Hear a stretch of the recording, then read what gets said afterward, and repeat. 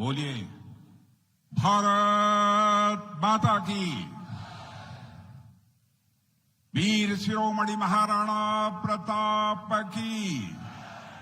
छत्रपति महाराज शिवाजी की। वीर संभाजी महाराज की। महाराष्ट्र राज्य के गतिशील व्यक्तित्व के धनी यानी dynamic chief minister Shri Devendra Fadnavis, Rajasthan के राज्यपाल श्रीमान हरिभाऊ जी बागड़े और सूर्यवीर महाराणा प्रताप सिंह जी के वंशज मेवाड़ नरेश श्री लक्ष्यराज सिंह, श्री जय कुमार रावल मंत्री, श्री अतुल सावे मंत्री, श्री संजय सिरसाट मंत्री, श्री अंबादास दानवे विरोधी पक्ष के नेता, डॉक्टर भागवत कराड़ राज्यसभा सदस्य और पूर्व मंत्री, श्री संदीपन मुमरे लोकसभा सदस्य, श्री जी श्रीकांत, श्री संजय केनेकर, श्री नारायण कुर्चे, श्री प्रशांत बंग, श्री प्रदीप जायसवाल, श्रीमती अनुराधा चौहान, श्री प्रवीण पवार, श्री दिलीप स्वामी, श्री विनय कुमार राठौड़, श्री कंवर सिंह बेनाडे, जय सिंह नारायण, यहां मौजूद मेरे सभी सम्मानित बहनों एवं भाइयों, 14 मई 2022 को इसी संभाजी नगर में एक सार्वजनिक सभा को संबोधित करने के लिए मैं आया हुआ था। भागवत कराड़ जी ने, जय कुमार जी रावल ने उस सभा को संबोधित करने के लिए मुझे आमंत्रित किया था। जब मैं यहां आया था उसी समय इस बात की चर्चा हुई कि वीर शिरोमणि महाराणा प्रताप का एक बहुत ही भव्य, दिव्य शौर्य और पराक्रम का संदेश देने वाला एक पुतला होना चाहिए बहनों भाइयों, और यह भी आश्वस्त किया था जिस दिन उस पुतले का निर्माण हो जाएगा उसका उद्घाटन करने के लिए मैं स्वयं आऊंगा, और आज इस अवसर पर आप सब लोगों के बीच यहां पर उपस्थित हैं। और इस भव्य पुतले के निर्माण के लिए यहां मैं सभी के प्रति आभार व्यक्त करना चाहता हूं। मेरे बहनों भाइयों, आज संभाजी नगर में जिस महान योद्धा और राष्ट्रभक्ति के अमर प्रतीक महाराणा प्रताप की प्रतिमा का अनावरण हुआ है, वे भारतीय इतिहास के एक ऐसे नायक हैं जिन्होंने अपनी मातृभूमि के मान, सम्मान और स्वाभिमान की रक्षा के लिए अपना सर्वस्व न्यौछावर कर दिया था। यहां लगाई गई यह प्रतिमा, मैं यह मानता हूं, सिर्फ पत्थर अथवा किसी मेटल से बनी हुई यह प्रतिमा भर नहीं है, यह हम सभी के लिए एक प्रेरणा का स्थल है, यह सोर्स ऑफ इंस्पिरेशन है, और आने वाली पीढ़ियों के लिए साहस, धैर्य और देशभक्ति का यह स्मारक है। इस रूप में मैं इस पुतले को देखता हूं। बहनों भाइयों, महाराणा प्रताप ने अकबर जैसे शासक के सामने कभी उन्होंने घुटना नहीं टेका। कौन सा ऐसा कष्ट है जो महाराणा प्रताप ने अपने जीवन में नहीं झेला है? महल छोड़ा, सत्ता का सुख छोड़ा, जंगलों में शरण ली, यहां तक कि घास की रोटी को खाना उन्होंने मंजूर किया, लेकिन कभी भी स्वाधीनता और स्वाभिमान के साथ महाराणा प्रताप ने समझौता नहीं किया। उनका जीवन हमें यह सिखाता है कि मातृभूमि की रक्षा के लिए किया गया बलिदान किसी भी व्यक्ति के सुख सुविधा या सम्मान से कहीं बहुत अधिक बड़ा होता है, और वह अपने में अनमोल होता है। बहनों भाइयों, महाराष्ट्र की यह धरती वीरता और बलिदान की धरती है। यही वह धरती है जिसने छत्रपति महाराज शिवाजी जैसे महानायक, राष्ट्र नायक को जन्म दिया। और आज हम जिन महाराणा प्रताप की प्रतिमा का अनावरण किए हैं, जिस पुतले का महाराणा प्रताप जी का अनावरण किया है, वह छत्रपति महाराज शिवाजी के भी प्रेरणा स्रोत रहे हैं।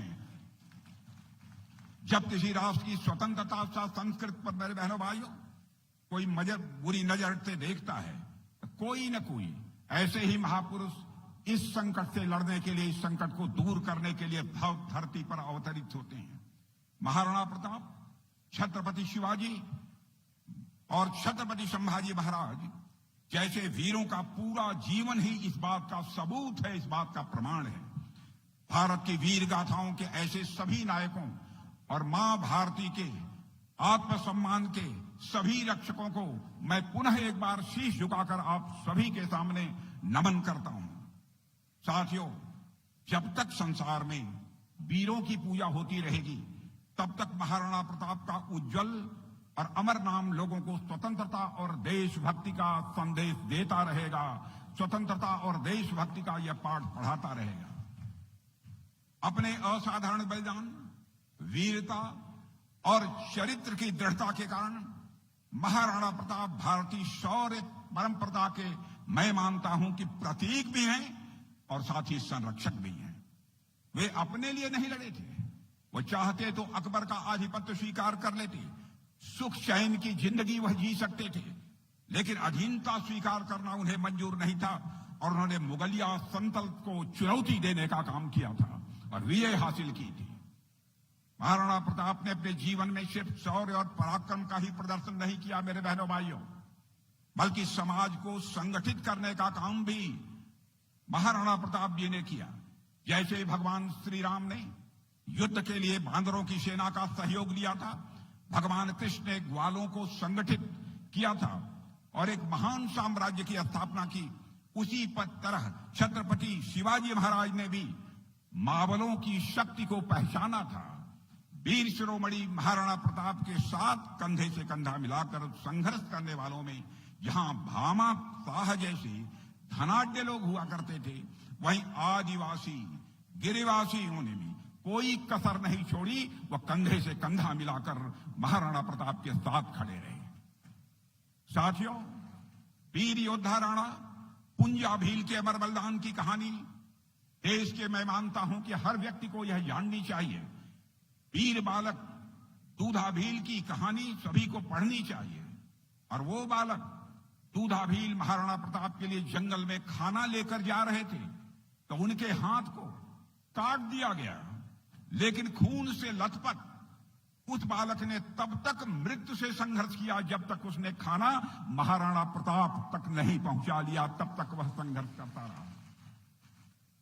मेरे साथियों, जब महाराणा प्रताप को स्वतंत्रता के लिए संघर्ष करते समय जंगलों की खाक छाननी पड़ी तो उनका सबसे अधिक साथ यदि किसी ने दिया था तो आदिवासी भाइयों ने दिया था, आदिवासी समाज ने दिया था।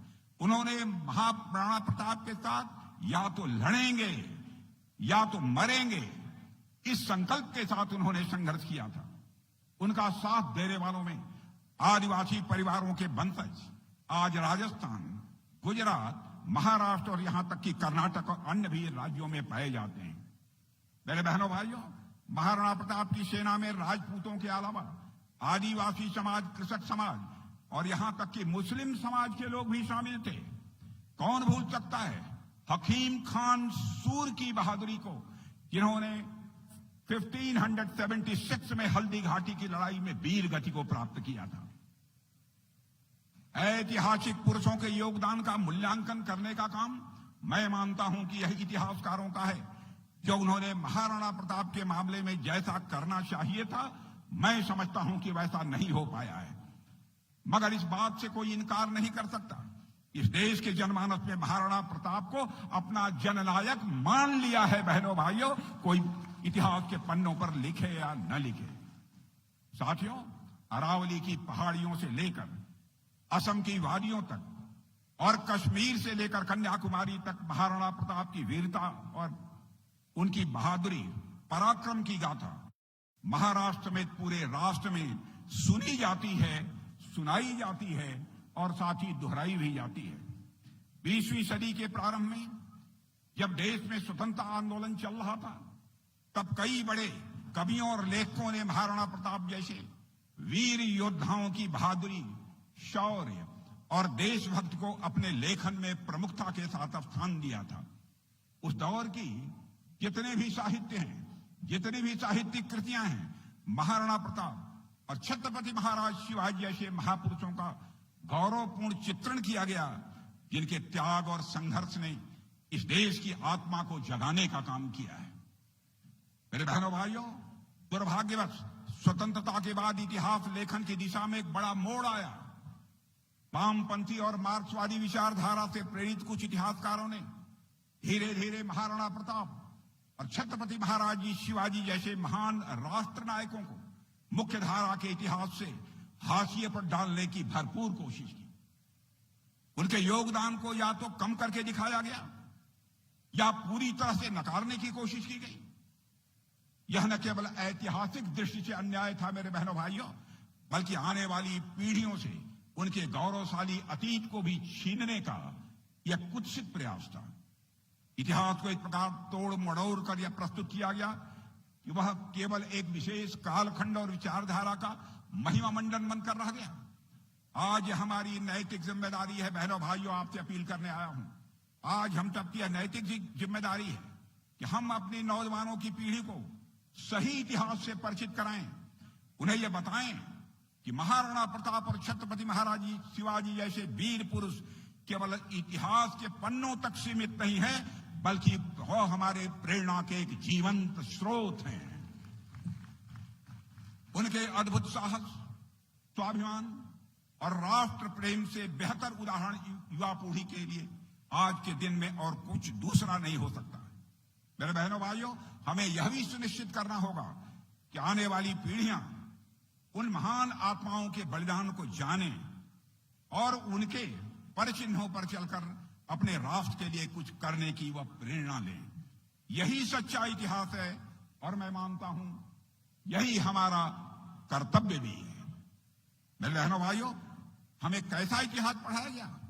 हमारे इतिहास की किताबों में औरंगजेब जैसे क्रूर और निर्दयी शासक को भी महिमा मंडित किया गया, उसे ग्लोरीफाई किया गया। इसी गलत इतिहास की वजह से कुछ लोग औरंगजेब को हीरो बनाने की आज कोशिश करते हैं।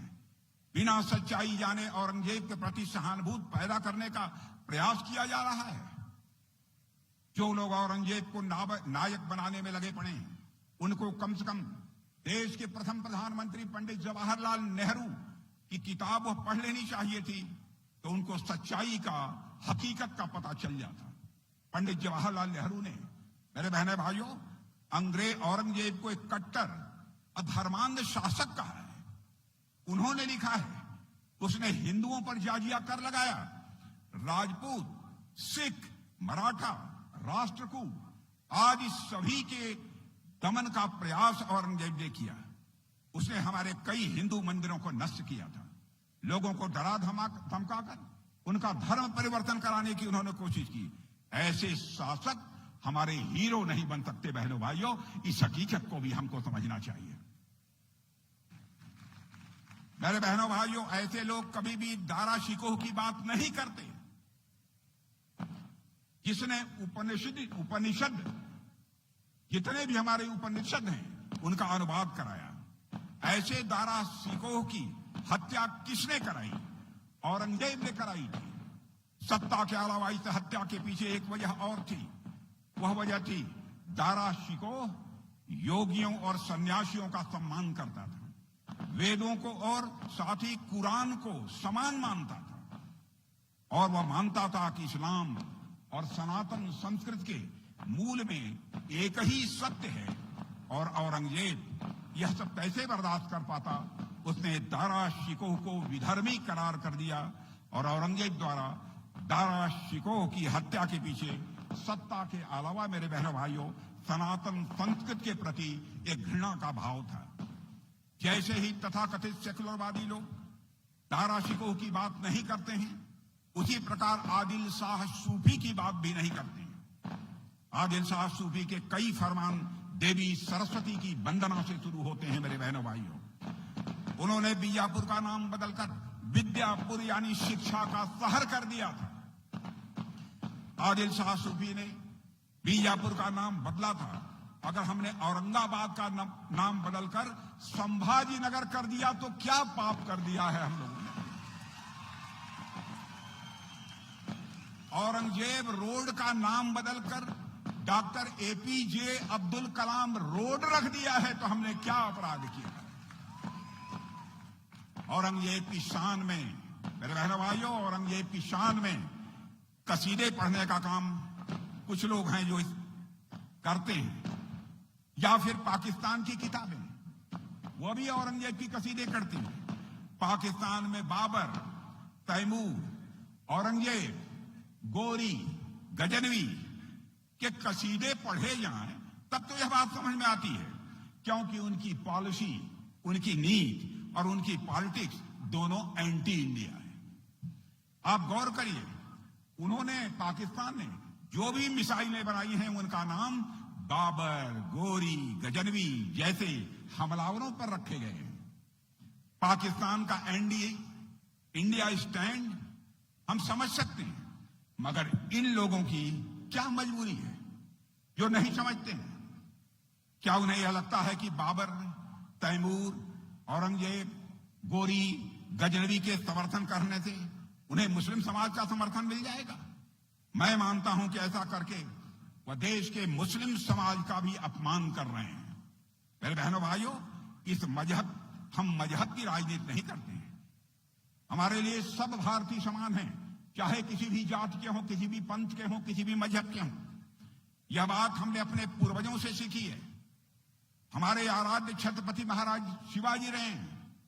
हमारे पूर्वजों ने कहा है, यत् पिंडे तत् ब्रह्मांडे, जो पिंड में है वही ब्रह्मांड में है, जो जड़ में है वही चेतन में है, जो छोटे में है वही बड़े में है, जो सूक्ष्म में है वही विवर्त में है, जो मेरे में है वही तेरे में है। यह हमारे पूर्वजों ने हमको संदेश दिया है। यही हमारी सनातन संस्कृति है। हमारे आराध्य छत्रपति शिवाजी महाराज से हमने सीखा है। हमने वीर शिरोमणि महाराणा प्रताप जी से सीखा है, जिन्होंने अपने लोगों के साथ मजहब के आधार पर कभी भी भेदभाव नहीं किया है, जिन्होंने हमेशा राम राज्य के आदर्शों के अनुकूल जनहिताय सर्वजन सुखाय, सर्वजन हिताय सर्वजन सुखाय की नीति पर बराबर उन्होंने काम किया है। हमारे आदर्श इस्लाम और मुसलमान विरोधी बिल्कुल नहीं थे।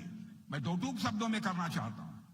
हकीम खान सूरी हल्दी घाटी के युद्ध में महाराणा प्रताप के साथ और मुगलों के खिलाफ लड़े थे। छत्रपति शिवाजी महाराज की सेना में भी मुस्लिम समाज के लोग थे। मेरे बहनों भाइयों, छत्रपति शिवाजी महाराज के अंगरक्षकों में सबसे भरोसेमंद सेवक मदारी नामक एक मुस्लिम युवक था, जिससे आप परिचित होंगे। ऐसे महाराणा प्रताप और छत्रपति महाराज शिवाजी हमारे नायक हैं, हमारे नायक हैं, हमारे नायक हैं। साथियों, जैसा कि मैंने पहले कहा कि छत्रपति शिवाजी महाराज महाराणा प्रताप को अपना आदर्श मानते थे। शिवाजी महाराज ने महाराणा प्रताप की गुरिल्ला युद्ध प्रणाली से प्रेरणा ली थी। बहुत आदर सम्मान से महाराणा प्रताप के पोते से शिवाजी महाराज ने उनका चित्र भी मंगवाया था। यह भी इतिहास के पन्नों पर वर्णित है। महाराणा प्रताप हमारे स्वतंत्रता संग्राम में भी बहुत लोगों के नायक और प्रेरणा स्रोत थे। रास बिहारी बोस, नेताजी सुभाष चंद्र बोस एवं अन्य युवा क्रांतिकारी महाराणा प्रताप के जीवन से हमेशा ये लोग प्रेरणा लेते रहे हैं। आजादी की लड़ाई जो भी स्वतंत्रता संग्राम सेनानी थे, वह महाराणा प्रताप और छत्रपति महाराज शिवाजी जीवन इतिहास से प्रेरणा लेते थे। साथियों, आज जब भारत आजादी के अमृत काल में प्रवेश कर चुका है और विकसित भारत के रूप में उसका उदय हो रहा है और उसमें भी समाज के सभी वर्गों का सहयोग प्राप्त हो रहा है, हमारे प्रधानमंत्री नरेंद्र मोदी जी कहते हैं कि सबका साथ सबका विकास, वहीं उसमें उन्होंने सबका विश्वास और सबका प्रयास जोड़ दिया है।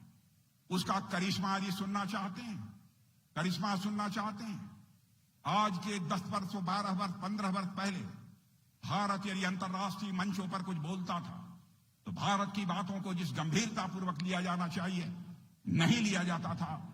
लेकिन आज भारत की हैसियत बन गई है। इंटरनेशनल फोरम पर, अंतर्राष्ट्रीय मंचों पर भारत कुछ बोलता है तो दुनिया कान खोलकर सुनती है, भारत बोल क्या रहा है, यह हमारी हैसियत बनी है। धन दौलत के मामले में, देश की इकोनॉमी के मामले में जो हमारा भारत 2014 में 11वें स्थान पर था, वह जंप लेकर आज 5वें स्थान पर आ गया है। और बड़े बड़े फाइनेंशियल फर्म्स अब यह दावा कर रही हैं कि भारत जिस तेजी के साथ मोदी जी के नेतृत्व में आगे बढ़ रहा है, मेरे बहनों भाइयों, 2027 आते आते आज के 2.5 वर्ष के बाद भारत दुनिया के टॉप 3 कंट्रीज में यहां की अर्थव्यवस्था आकर खड़ी हो जाएगी। यह है हमारा भारत। और जिस तरीके की समाज विरोधी राजनीति कुछ लोगों के द्वारा की जा रही है, यह न तो महाराणा प्रताप की सोच के मुताबिक है और न तो छत्रपति महाराज जी शिवा के सोच के मुताबिक है। मुझे लगता है कि आज जब हम महाराणा प्रताप की प्रतिमा का अनावरण समारोह में यहां मौजूद हैं, यह बात हम सबको निश्चित रूप से समझनी चाहिए। साथियों, इससे ज्यादा कुछ न कहते, आइए हम सब मिलकर यह प्रतिज्ञा करें, इस प्रतिमा को, इस पुतले को केवल श्रद्धा से नहीं देखेंगे, बल्कि इसे अपना सोर्स ऑफ इंस्पिरेशन, प्रेरणा का स्रोत मानकर हम चलेंगे।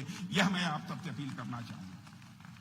हर कदम राष्ट्रहित, समाज हित और सांप्रदायिक सौहार्द को मजबूत करने में हम उठाएंगे। इन्हीं शब्दों के साथ आइए मेरे साथ बोलिए, वीर शिरोमणि महाराणा प्रताप की, छत्रपति महाराज शिवाजी की, महाराष्ट्र की, संभाजी महाराज की, भारत माता की। धन्यवाद, बहुत बहुत आभार सर।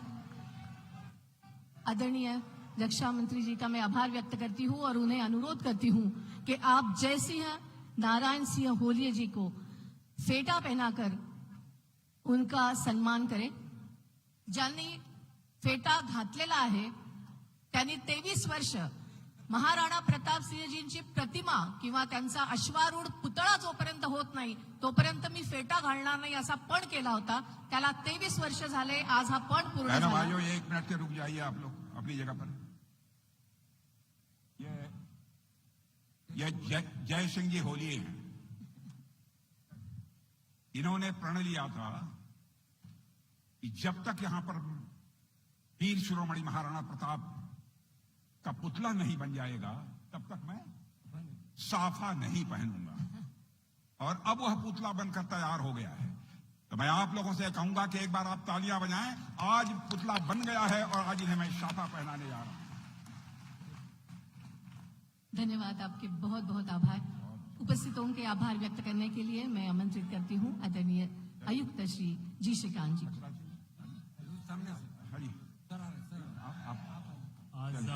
चलिए उठा लिया। ओके, आज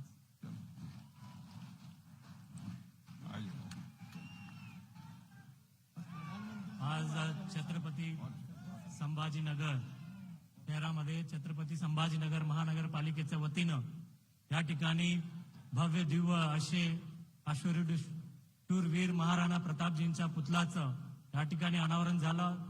ते राजनाथ सिंहजी, देशाचे संरक्षण मंत्री, माननीय मुख्यमंत्री महाराष्ट्र राज्य श्री देवेंद्र फडणवीस साहेब, हरिभाऊ वागडे नाना आणि उपस्थित सर्व सन्माननीय मंत्री, सन्माननीय लोकप्रतिनिधी यांचा सर्वांचा मी मनपूर्वक आभार व्यक्त